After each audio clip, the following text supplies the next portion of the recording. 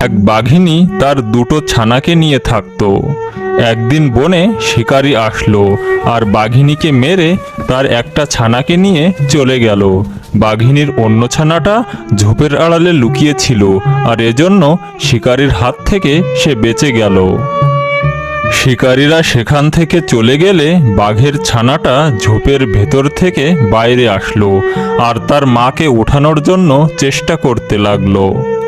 মা ওঠো, চোখ খোলো, ওই শিকারী আমার ভাইকে নিয়ে চলে গেছে।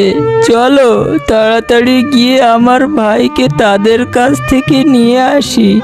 মা, ওদের সাথে আমাদের কি শত্রুতা ছিল যে তারা তোমাকেও আঘাত করেছে আর আমার ভাইকেও নিয়ে গেছে। দেখো তোমার মুখ থেকে কত রক্ত বের হচ্ছে। আমি জড়িবুটি নিয়ে আসছি, জড়িবুটির রস লাগালে তুমি ঠিক হয়ে যাবে মা। ছোট বাচ্চারা জানতো না যে তার মায়ের পর কোনো জড়িবুটি তার কাজ করবে না।